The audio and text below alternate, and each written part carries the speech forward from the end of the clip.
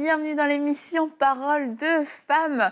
C'est notre dernier jour avec notre invitée Audrey Mac. Salut Audrey, j'ai été très heureuse de passer cette semaine avec toi. Moi aussi, ouais, je suis désolée que ça se termine, mais j'espère qu'on va pouvoir reprendre parce qu'on a tellement de choses à couvrir Oui, qu'on oui, n'a c'est pas sûr. pu tout C'est couvrir sûr, là. là, tu vas nous laisser sur notre faim. Donc forcément, on va devoir refaire une série, Audrey. C'est certain parce que on s'est quitté hier, on a vu, parce qu'on a commencé hier à parler de la personne et de l'œuvre du Saint-Esprit. Et on a vu que dans l'Apocalypse, il était question des 7 esprits de Dieu. Et tu nous as expliqué, c'était 7 facettes, 7 expressions du Saint-Esprit. Et tu nous as aussi expliqué qu'il y avait beaucoup de choses à dire et que du coup, on ne pourrait pas tout voir cette semaine. Tu les as tous listés et hier, on a pu voir l'esprit du Seigneur et l'esprit de vie. Aujourd'hui, on va avoir 2 autres, mais si vous calculez bien avec moi, il en restera encore du coup 3 et pas des moindres. Donc, c'est certain que nous allons refaire une série avec toi, Audrey, pour pouvoir en savoir plus parce qu'on ne veut pas rester sur notre faim. On veut savoir le reste. Mais aujourd'hui, donc, on va poursuivre sans plus attendre parce que tu as beaucoup de choses à nous dire, je pense, aujourd'hui, n'est-ce pas? Et on va continuer avec l'esprit de sainteté. Amen. Oui, l'esprit de sainteté. On a vu qu'il s'appelle le Saint-Esprit. Amen. C'est le Saint-Esprit. Mais quand on parle de l'esprit de sainteté, ça nous révèle quelque chose de différent. Oui, on sait que le Saint-Esprit est saint. Quand on parlait du Saint-Esprit, ça nous montre que le Saint-Esprit lui-même est saint. Amen. Mais quand on nous parle du l'esprit de sainteté, ça nous révèle quelque chose de différent, que le Saint-Esprit veut nous donner cette sainteté, nous aider à marcher dans cette sainteté. Amen. Je te rappelle même, Annabelle, tu as dit hier que, et on en a parlé quand on a parlé de l'esprit du Seigneur, l'esprit de vie, que tout le monde qui est dans l'église n'est pas automatiquement chrétien, sauvé. C'est vrai qu'on peut être dans l'église, ça ne veut pas dire qu'on est en Christ. Donc on a couvert ça, qu'on doit comprendre qu'est-ce que c'est que le salut, que c'est le Saint-Esprit qui nous attire, qui nous montre notre péché, qui nous attire vers Jésus, et on doit comprendre que Jésus doit être Seigneur. On lui donne notre vie. Il prend notre vie, il la change, la nettoie, la purifie, il nous rend identiques en Jésus à l'intérieur. Amen. Mais on voit aussi que le Saint-Esprit, il est appelé l'esprit de sainteté. Et ça veut nous montrer qu'il veut nous aider à marcher d'une manière sainte. Amen. On voit dans 1 Pierre, chapitre 1.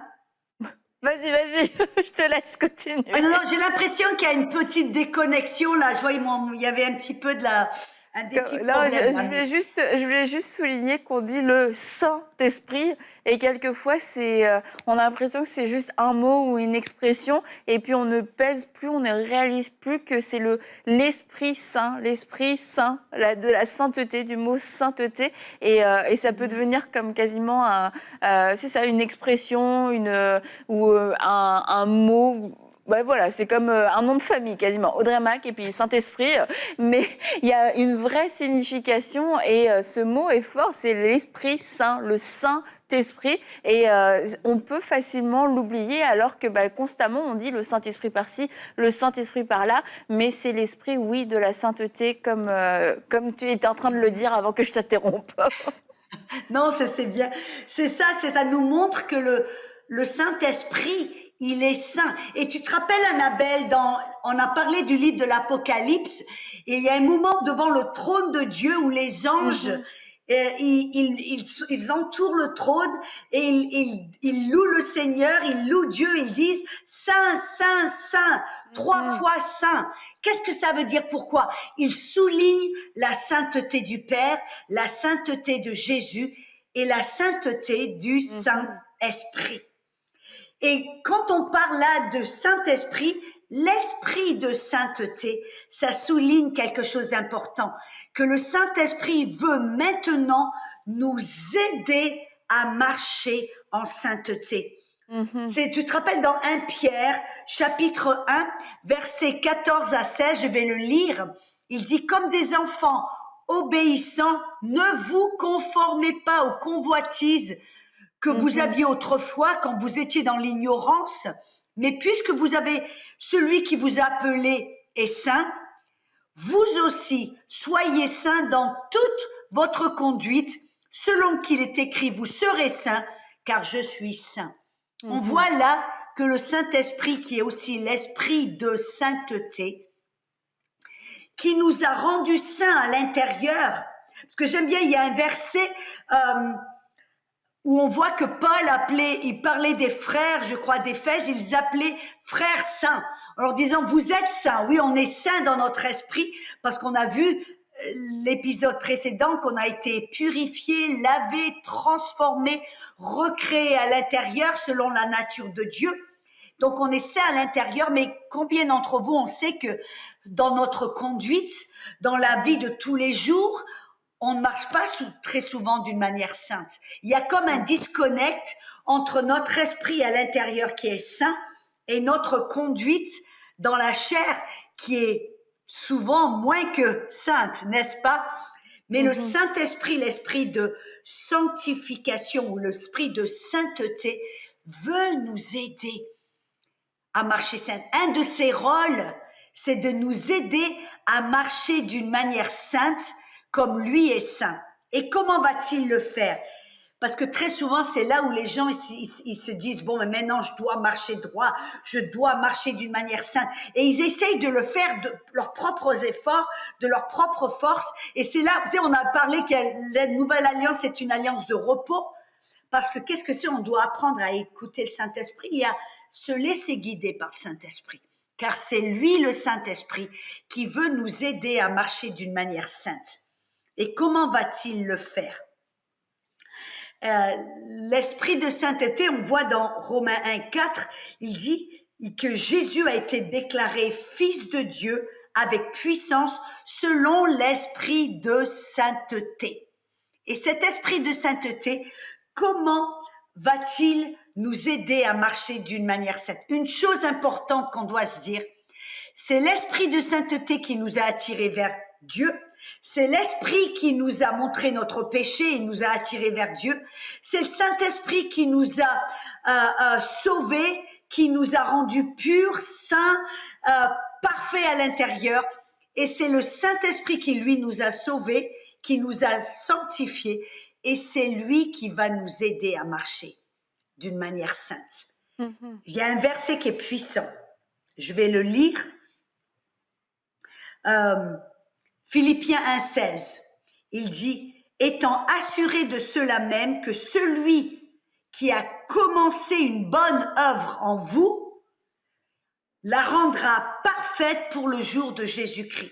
En d'autres mots, c'est lui qui a commencé cette œuvre en vous et c'est lui qui va la finir. Amen. Il ne va pas vous laisser, vous tout seul, à marcher d'une manière sainte. Amen. Et donc, comment va-t-il le faire? Dans Philippiens 2, dans le verset 12 et 13, ça nous le révèle. Il dit, c'est pourquoi, mes bien-aimés, comme vous avez toujours obéi, non seulement comme en ma présence, mais beaucoup plus maintenant en mon absence, travaillez à votre salut avec crainte et tremblement, car c'est Dieu qui produit en vous le vouloir et le pouvoir. Non, quand on parle ici de travailler à votre salut, ça ne parle pas du salut de votre âme, de votre esprit. Ça, c'est le Saint-Esprit qui l'a fait quand vous avez été sauvés.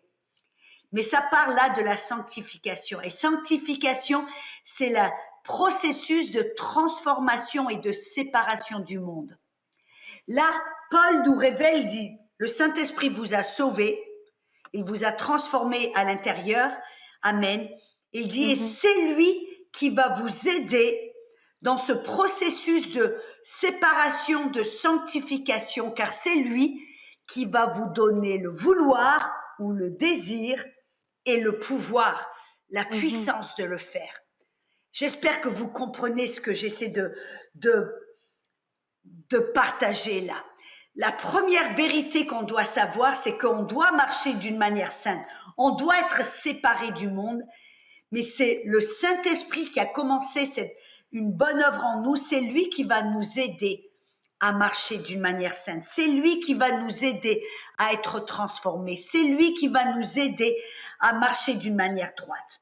Mhm. Quand tu disais, Audrey, un peu plus tôt dans la semaine, que le Saint-Esprit, c'était vraiment lui, la personne clé de cette nouvelle Mhm. alliance, bah, je pense qu'en avançant dans cette semaine, on s'en rend compte de plus en plus. Tu disais, mais c'est sur lui qu'il y a tout le poids, c'est lui qui a la responsabilité, c'est Mhm. lui qui nous a attirés vers le Père, c'est lui qui nous pousse à faire le bien, c'est lui qui nous donne la force de pouvoir le faire, et on se dit, mais c'est sûr que sans le Saint-Esprit, on est cuit, on est cuit, mais avec le Saint-Esprit, qu'est-ce qu'on est fort. Et aujourd'hui, bah, j'entends à travers tout ce que tu dis, bah, ce message aussi d'espoir, de délivrance, de libération pour tous ceux qui luttent avec le péché. Et on en a parlé déjà aussi pendant tout au long de la semaine, qu'on essaye souvent de faire par nos propres forces. Et ça, c'est une des choses que beaucoup de gens essayent de faire par leurs propres forces, c'est d'être délivrés d'une addiction, délivrés d'un péché. Et puis c'est comme un cycle dont ils n'arrivent pas à Mhm. se défaire, qu'ils n'arrivent pas à briser. Et puis, mais on essaye par nos propres forces encore et encore. Et à chaque fois, c'est un échec. Et on parlait hier de l'œuvre de justification du Saint-Esprit. Mais quelquefois, bah, on a du mal à rentrer dans à vivre pleinement cette justification parce que bah, notre cœur nous condamne, parce qu'on sait qu'il y a du péché dans notre vie. On sait qu'il y a des choses qui ne glorifient pas Dieu. Mais pourtant, on a le désir sincère. Et là, je parle pas des gens qui s'en fichent complètement de péché. Oh Mhm. oui, bah, Dieu me pardonne, etc. Je parle pas de ça. Je parle des gens qui ne veulent pas pécher, mais qui se sentent comme piégés. Et à chaque fois, la honte les accable, la condamnation les accable.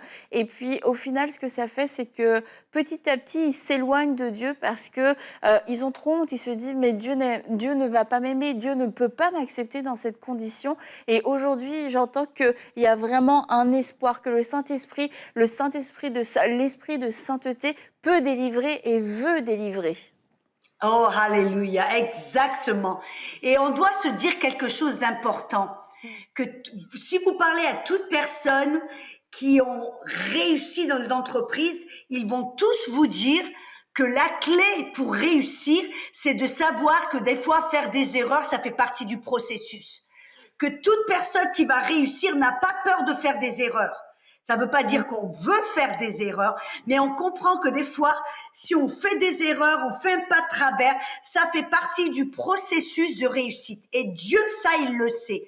Et Dieu, il est, il comprend que ça fait Mhm. partie de notre processus de croissance, notre processus de sanctification, que des fois on va faire des erreurs, on va faire un pas de travers, mais bref, on sait que le Saint-Esprit ne nous abandonne pas et il va nous aider à nous relever et à continuer à marcher. Vous voyez, c'est comme un papa qui voit son petit enfant faire ses premiers pas. Le papa, il est époustouflé, ébahi, se réjouit parce qu'il voit son petit gamin qui est en train de faire ses petits pas. Il commence, mais il va tomber par terre, il va se relever, il va vaciller, bref. Mais le papa, il se réjouit, il est tellement content, même si le petit garçon est tombé, parce qu'il sait qu'il apprend à marcher. Le Père, quand il nous voit, qu'on commence on a reçu Jésus comme Sauveur et Seigneur, et maintenant, on va apprendre à marcher d'une manière sainte. On va commencer à marcher cette vie en Christ. Et oui, des fois, on va faire des erreurs, des fois, on va tomber, on va chuter, mais ça fait partie du processus. On va pas, Mhm. on continue, on se relève et on continue parce que le Saint-Esprit, il est en nous pour nous aider. Et vous savez Mhm. comment est-ce qu'il va faire? Vous voyez, je dis toujours les gens, il y a deux manières de faire. Vous pouvez aller encore sous la loi, en vous mettant sous des règles, je dois pas. Non, non. Ou alors, vous pouvez vous abandonner en disant, Saint-Esprit, toi, tu m'aides, tu me montres ce que je dois faire, ce que je dois pas faire. Et vous savez comment est-ce qu'on fait? on va simplement dans la parole, on ouvre, on n'est pas dans le qu'est-ce que je dois faire, je dois pas. Non, non, on est dans la parole pour jouir d'une communion avec Dieu. On lit la parole pour apprendre à connaître Dieu. Et on se fie au Saint-Esprit qui est le Paraclétos, celui qui est en nous éternellement pour nous aider. Amen. Lui va nous révéler quelque chose. Vous avez déjà vu, par exemple, vous êtes en train de lire la parole et tout d'un coup, il y a un verset qui saute de la page. Qu'est-ce que c'est? C'est le Saint-Esprit qui veut vous montrer quelque chose, qui veut vous révéler quelque chose. Exemple. Parce que très souvent, les gens, dans des églises, des fois, on dit, tu dois arrêter de fumer, ou tu dois arrêter de boire, ou tu dois arrêter ceci ou cela. Et les gens, ils essayent par leur propre force, ils essayent avec une volonté de faire, et puis ils n'arrivent pas, ils échouent parce que par nos propres forces, c'est impossible de le faire. Et alors, qu'est-ce qui se passe? Ils rentrent dans la condamnation, ils rentrent dans la culpabilité, puis tout d'un coup, comme tu as dit, Annabelle, ils s'éloignent de Dieu. Non, non. Vous savez comment on le fait? On va simplement s'abandonner dans les bras du Saint-Esprit en disant, Saint-Esprit, moi, je vais pas chercher à me décortiquer, à essayer de faire par mes propres. Toi, tu me montres ce que je dois faire et pas faire. Et puis, moi, la seule chose que je dois faire, c'est jouir de ma relation avec Dieu, d'apprendre à le connaître, lui parler, l'écouter, l'aimer, le faire en sorte de Dieu, recevoir son amour. C'est ma seule responsabilité, marcher avec Dieu, l'aimer. Et puis, Saint-Esprit, toi, c'est ta responsabilité de me montrer ce que je dois faire et pas faire. Et alors, moi, je lis ma parole, et puis tout d'un coup, peut-être que je suis une personne qui, dans mon passé, mentait souvent, je mentais, j'exagérais, vous voyez, j'élargissais la vérité bref. Et puis tout d'un coup, je lis la Bible, puis je lis dans Acte 5, hop, tout d'un coup, Ananias et Saphira, ils ont menti.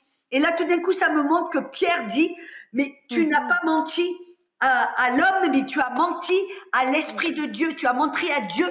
Et tout d'un coup, cette parole, poum, elle sort de la page, elle est agrandie par l'Esprit de Dieu. Qu'est-ce qui se passe?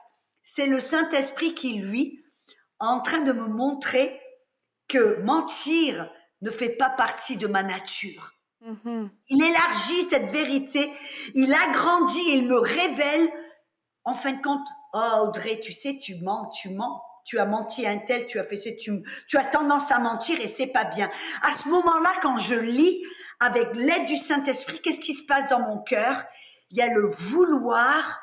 Et avec le vouloir, quand je dis, oh Saint-Esprit, tu as raison, oui, d'accord, je veux changer, tout d'un coup, il y a le pouvoir, il y a la grâce, la puissance du Saint-Esprit qui me donne le pouvoir de le faire. Et à ce moment-là que je dis, oui Saint-Esprit, tu as raison, oui Saint-Esprit, je me repens, je suis désolée d'avoir menti, aide-moi. À ce moment-là, le Saint-Esprit me donne la puissance de le faire. Et cet esprit de grâce, tout d'un coup, alors que je marche dans la vie, qu'est-ce qui se passe? Si je suis sur le point de mentir, d'exagérer, d'agrandir, de changer la vérité. Le Saint-Esprit, tout d'un coup, me rappelle, ou tu te rappelles ce que tu as vu, ce que tu as prié? Non, non, ne mens pas, ça ne vaut pas le coup. Ce n'est pas qui tu es en Christ. Amen. Tu es vérité en Christ. Et tout d'un coup, il me donne le vouloir et le pouvoir. Il y a cette grâce, cette puissance. Et tout d'un coup, je dis non. Je vais dire la vérité. Vous voyez, c'est la différence. Je ne le fais pas, je ne me sépare pas et je ne marche pas d'une manière sainte par mes propres efforts. Je le fais avec l'aide du Saint-Esprit qui, lui, me montre la vérité, me révèle, me montre un petit peu, t'as vu un peu ce que tu fais, ce n'est pas la bonne chose. Et il me montre, il me donne cette conviction et il me donne le pouvoir de l'accomplir. C'est ça que c'est important. C'est pour cela, c'est primordial. C'est pour cela que vous et moi, nous devons renouveler notre âme avec la parole de Dieu. Le Saint-Esprit travaille avec la parole. C'est pour ça que si vous essayez de marcher avec le Saint-Esprit sans la parole, vous allez vous planter. Parce que le Saint-Esprit travaille avec la parole. Il utilise la parole, voyez. Et c'est pour ça que Paul, dans Romains 12, versets 1 et 2, Paul, qu'est-ce qu'il disait? Il disait, ne vous conformez pas au siècle présent, mais soyez transformés par le renouvellement de votre âme. Et la parole transformée, c'est la parole métamorphou qui nous montre être métamorphosé, transformé de l'intérieur. Et c'est le Saint-Esprit qui va le faire. Quand on lit la parole, c'est pour ça, comme je vous ai montré il y a 2 minutes, quand vous lisez la parole pour communier avec Dieu, pour découvrir qui est Dieu, pour apprendre à le connaître, et le Saint-Esprit va utiliser la parole pour vous parler, pour vous montrer, pour vous révéler, pour vous avertir. Et quand vous faites cela au travers de la parole, amen, quand vous recevez la parole et vous obéissez, il va y avoir une transformation à l'intérieur et quelque chose de puissant. Et c'est comme cela que vous allez être transformé. C'est comme ça que vous allez pouvoir dire non au péché. C'est pour cela que vous allez être transformé et devenir à l'extérieur saint et marcher droit et marcher saint comme vous l'êtes à l'intérieur. Amen, Audrey. Est-ce que tu as le temps pour nous toucher un mot sur l'esprit d'adoption? Oui, ça c'est aussi quelque chose de tellement puissant parce que le Saint-Esprit s'appelle l'esprit d'adoption. Et ça parle de quoi l'esprit d'adoption? Dans cette mentalité juive, ça veut pas dire que on a été un petit enfant abandonné, on nous a laissé de côté, puis il y a le père, hop, il a eu pitié de nous, il nous a adoptés dans la famille. Non, non, parce qu'on n'est pas adopté dans la famille de Dieu, on est né de nouveau. On n'est pas des enfants baptêmes, on est des enfants légitimes dans l'esprit de Dieu. Mais l'esprit d'adoption, c'est un terme juif qui parle de recevoir notre identité en tant que fils de Dieu. Vous voyez, dans la mentalité juive, l'équivalent, c'est ce qu'ils appelaient le bar mitzvah ou le bat mitzvah. Qu'est-ce que c'était? Dans une famille juive, quand ils voient un enfant qui est à un âge où il a grandi, un âge de responsabilité, le père va faire une cérémonie où il va amener le fils, le mettre au milieu, il va inviter la famille, les amis, et alors ce jour-là, il va annoncer devant tout le monde, ce jour-ci, mon enfant, tu es mon fils, et je te place dans cette position de faveur, de confiance et de responsabilité. À ce moment-là, ce fils qui était traité comme un enfant, il est à ce moment-là mis dans une position en tant qu'adulte, dans une position où le père va tout lui confier, où le père va lui faire confiance, où le père va lui confier certaines responsabilités dans le business de famille. C'est exactement ce que le Père a fait avec Jésus. Tu te rappelles, Annabelle, quand Jésus a reçu le baptême dans le Saint-Esprit? Qu'est-ce qui s'est passé? Le Père a parlé, il a dit, aujourd'hui tu es mon fils bien-aimé en qui je mets toute mon affection. Et c'est ce moment-là que Jésus a reçu. Il a dit, tout ce que le Père a, c'est à moi. Jésus a dit, le Père me montre toutes ses affaires et il me fait confiance et avec le royaume de Dieu. À ce moment-là, c'est là que Jésus est rentré dans le ministère. C'est là il savait qu'il avait toute la faveur, le Père lui faisait confiance et lui avait confié le royaume de Dieu. Et c'est exactement ce que Dieu veut faire avec nous. C'est pour ça que Paul, il a dit à maintes reprises, même dans Galates 4, versets 4 et 6, il dit, Dieu a envoyé son fils, né d'une femme, né sous la loi, afin qu'il rachetât ceux qui étaient sous la loi, sous le fardeau de la loi, amen, afin que nous reçussions l'adoption. Et parce que vous êtes fils, Dieu a envoyé dans nos cœurs l'esprit d'adoption et l'esprit de son fils, lequel crie « Abba, Père ». Vous voyez, cet esprit d'adoption, qu'est-ce que ça fait? Ça nous révèle qu'on n'est pas simplement des petits-enfants qui étaient sous la loi. C'est ce que Galates 3 et 4 nous révèlent. On était sous la loi. Amen. On était sous ce fardeau de règles. Tu dois pas. Si tu obéissais, tu étais béni. Si tu désobéissais, tu étais maudit. Amen. Vous voyez, c'est le système de récompense et punition. Il dit non, maintenant vous n'êtes pas des enfants sous ce régime de punition et de récompense. Vous êtes maintenant des adultes en qui Dieu vous a tout confié. Il vous a donné son autorité, il vous a donné le royaume, il vous fait confiance, il vous traite comme des adultes, il vous a envoyé son Saint-Esprit pour vous guider, pour vous aider, pour vous... Amen. Et maintenant, nous devons avoir cette mentalité de fils et non pas cette mentalité de serviteurs et d'esclaves qui sont sous la peur, sous la contrainte, sous l'obligation. Non, nous sommes des fils libres. Car là où est l'Esprit de Dieu est la liberté. Nous sommes libres en sachant que le Père nous fait confiance. Il nous a donné la responsabilité du royaume. Donc maintenant, en tant que fils, on sait que Dieu nous a donné toutes ces bénédictions. On a sa faveur, ses bénédictions. Il nous a bénis avec toutes sortes de bénédictions dans les lieux célestes en Jésus. Il nous a confié le royaume. C'est son bon plaisir de nous donner le royaume. Amen. Il nous a donné son autorité en Jésus-Christ. Et il nous fait confiance. Amen. Pour prendre de bonnes décisions. Et vous savez que toi et moi, parce qu'on a cette mentalité de fils, tout comme Jésus, comment prenons-nous des décisions? Non pas sous la peur ou sous la contrainte, la peur de... Non, non, on est libre. On est des fils de Dieu comme Jésus. Mais tout d'un coup, on a ce sens de responsabilité, ce sens d'honneur, ce sens de faveur.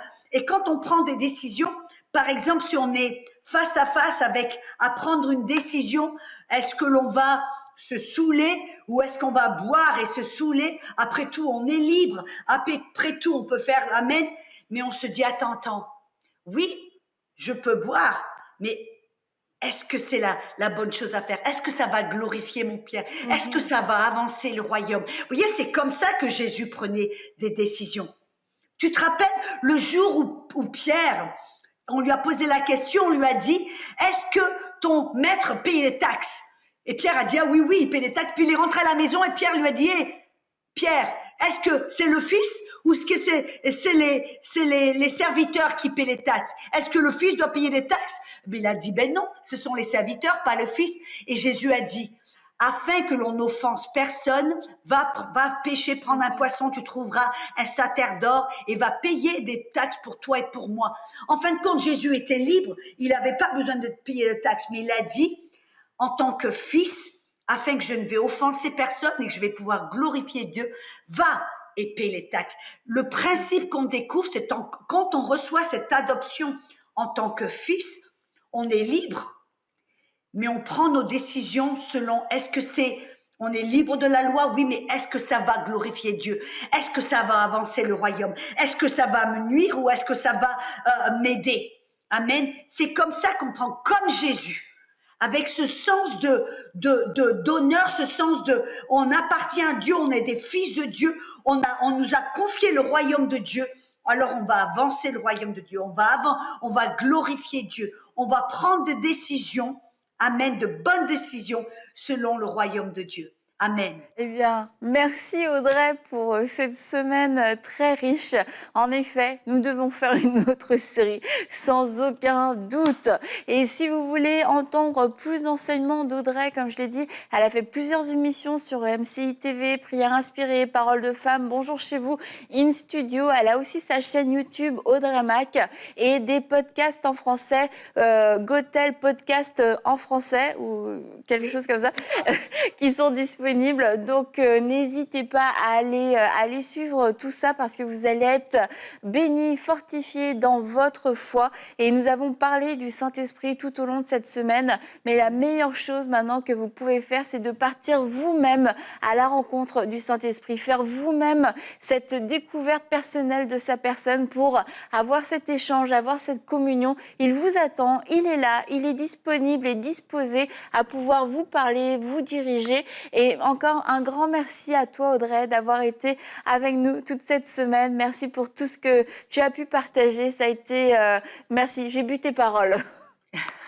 En fin de compte, je suis désolée parce on en a tellement à dire et j'ai l'impression qu'on fait une course là, une course pour pouvoir partager. Mais vraiment, oui, je veux encourager les gens, ceux qui veulent être libres du péché, qui veulent glorifier Dieu et marcher d'une manière transformés et sanctifiés, d'aller vraiment dans toutes les ressources qui sont disponibles. Merci encore Annabelle pour Je cette t'embrasse, Audrey. invitation. Et je te dis Merci à à très tout le monde. bientôt. Et je vous dis aussi à bientôt pour une prochaine émission de Paroles de Femmes.